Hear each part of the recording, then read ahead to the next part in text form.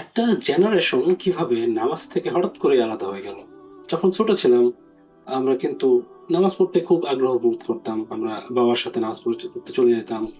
তারপর friend circle যারা ছিল ছোটবেলার বন্ধু-বান্ধব তারা একসাথে কিন্তু নামাজ পড়তে যেতাম, তাই না? কিন্তু যখন আমরা একটু বড় হইলাম, আমরা 5 থেকে যখন 6, 7, 8 এ উঠলাম, আমরা আস্তে, আস্তে ইসলাম থেকে কেন জানি দূরে সরে আসলাম। ঠিক আছে? এটা কেন হইলো হঠাৎ করে? যদি চিন্তা না করেন তাহলে কিন্তু বুঝবেন না, তাই না? তো এই ভিডিওতে আমি আশা করি আমার যে পার্সপেক্টিভ, আমি কেন এইভাবে দূরে সরে গেলাম সেটা আমি শেয়ার করার চেষ্টা করব। আসসালামু আলাইকুম। আমার নাম শাহাদাত হোসেন শান্ত।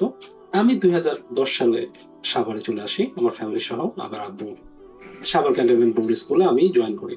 নরমালি আমরা 6:30টার সময় ঘুম থেকে উঠে ফ্রেশ হয়ে স্কুলে যাওয়ার জন্য রেডি হইতাম। ঠিক আছে? তো যখন জোহরের নামাজের সময় আসতো, নরমালি আমাদের স্কুলের বাংলাদেশের সিস্টেম যেটা, একটা সময় জোহরের নামাজের কিছু পরে অথবা আগে আমাদের টিফিন টাইম দেওয়া হয়। ঠিক আছে? তো একটা নরমাল যে স্টুডেন্ট, সে কি আসলেই চাইলে নামাজ পড়তে পারে ওই ইয়ের সময় টিফিন টাইমে? আপনি যখন আমাদের যে স্কুল ছিল তার থেকে মসজিদটা অনেক দূরে ছিল, মোটামুটি 5-10 মিনিট রাস্তার মতো, আর একটু বেশি হবে মনে হয়। সেখান থেকে হাইটা যাওয়া, নামাজটা শেষ করা এবং তারপরে আবার স্কুলে চলে আসা, স্কুলে চলে আসার পরে টিফিন খাওয়া, মাঝামাঝি যখন আমাদের হোমওয়ার্ক থাকতো সেগুলো ফিনিশ করা, ফ্রেন্ডদের সাথে গল্প করা, এগুলোই তো হয় আর কি টিফিন টাইমে। কিন্তু মোস্ট অফ দ্য স্কুল আমাদের বাংলাদেশে তারা কিন্তু স্কুলে গেটের বাইরে যেতে দেয় না। ঠিক আছে? তো একজন যদি স্টুডেন্ট যদি সে জোহরের নামাজ পড়তে চায়, সে কোথায় নামাজ পড়বে?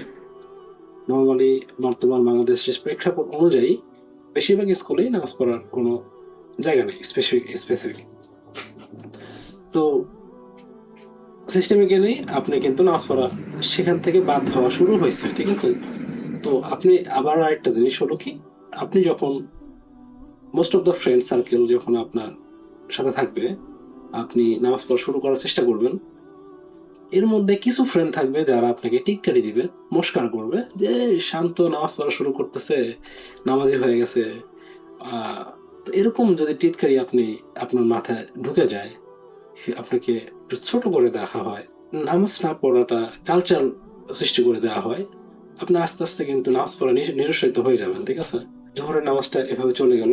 আমাদের স্কুল শেষ হইতে হইতে মনে হয় 3টার সময় অথবা আর একটু পরে, হ্যাঁ 3টার সময় মনে হয় শেষ হইতো। 3টার পরে আপনি হয়তো মনে করতেছেন এখন আসরের নামাজ শুরু হবে, তো আসরের নামাজ সে যা পড়তে পারবে। আসলে তা না। 3টার পরে কিন্তু আপনি একটা স্টুডেন্ট, সে ফ্রি হয়ে যায় না। তার কোচিং থাকে, তার প্রাইভেট থাকে। ঠিক আছে? প্রাইভেট শেষ করার পরে সে কিন্তু তার ফ্রেন্ড সার্কেলের সাথে বাসায় আসার চেষ্টা করে। তো ওই সময় প্রাইভেট শেষ করার হইতে হইতে আপনার আসরের নামাজের সময়ও শেষ হয়ে যায়। তো সে বাসায় আসা আস্তে আস্তে খাওয়া দাওয়া শেষ করতে করতে মাগরিবের নামাজের সময় হয়ে যায়। ঠিক আছে? তো আপনারা হয়তো চিন্তা করতে পারেন যে হ্যাঁ মাগরিবের সময় তো আছে, সে আহ, আসর জোহর কাজা পড়ে ফেলুক, সমস্যা কি, তাই না? মোস্ট অফ দ্য স্টুডেন্টের বাসায় নামাজে মাগরিবের নামাজের পরে সে পড়তে বসে। আমাদের ইসলামে কিন্তু বলা আছে যে যদি নামাজ পড়তে হয় পড়ো, জামাতের সহিত নামাজ পড়ো। ঠিক আছে? তো আমার যে ফ্যামিলি ছিল, আমি একটু দুষ্ট প্রকৃতির ছিলাম, হয়তো এই জন্য আমার সাথে এরকম হয়েছে। আমাকে সন্ধ্যার পরে কিন্তু ঘর থেকে বেরোতে দিত না, অ্যাটলিস্ট কলেজের ওঠার আগ পর্যন্ত আর কি। ঠিক আছে? মাগরিবের নামাজটা কিন্তু বাইরে পড়তে পারলেন না, বাসায় যদি পড়েন, বাসায় আম্মু আমাদেরকে বকাঝকা করে মাগরিবের নামাজ পড়াইতো, মাঝে মাঝে আমরা পড়তাম।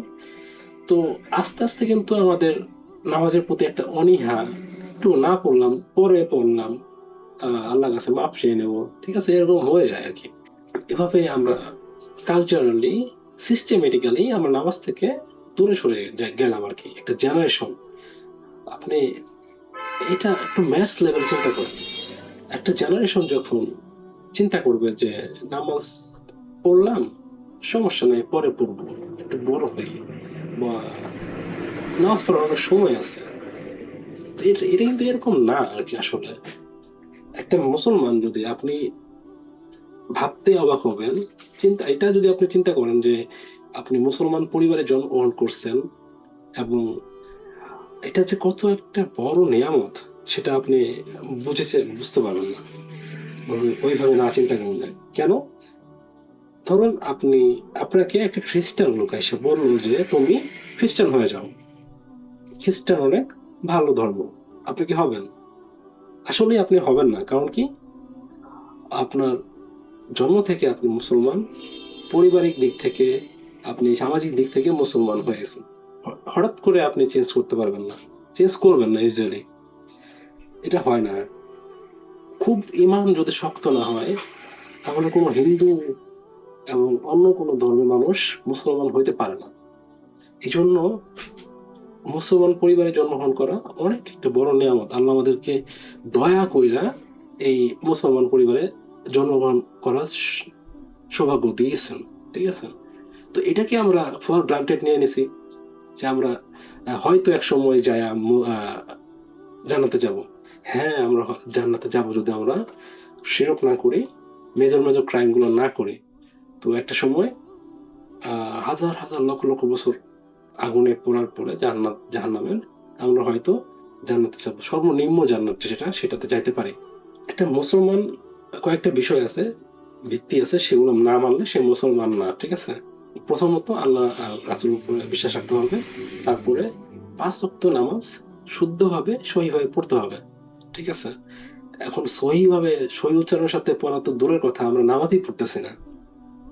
তো জিনিসটা আপনি একটু চিন্তা করেন যে আমরা কতটুকু ডিলেশনের মধ্যে আছি। তো আমরা কি আসলে মুসলমান? আমার মনে হয় না।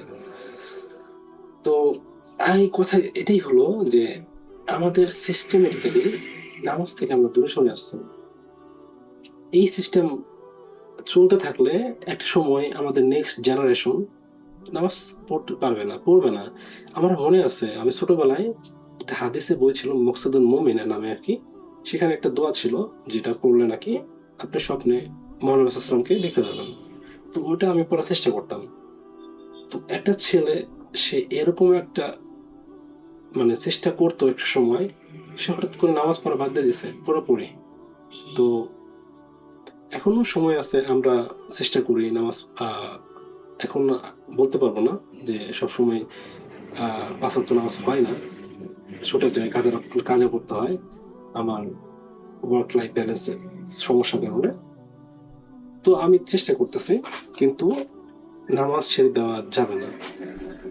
তো এই কথাগুলি বলার জন্য আর কি আসলাম যে আমাদের জেনারেশনটা সিস্টেমেটিক্যালি নামাজ থেকে দূরে সরে গেল। এর জন্য দায়ী কারা?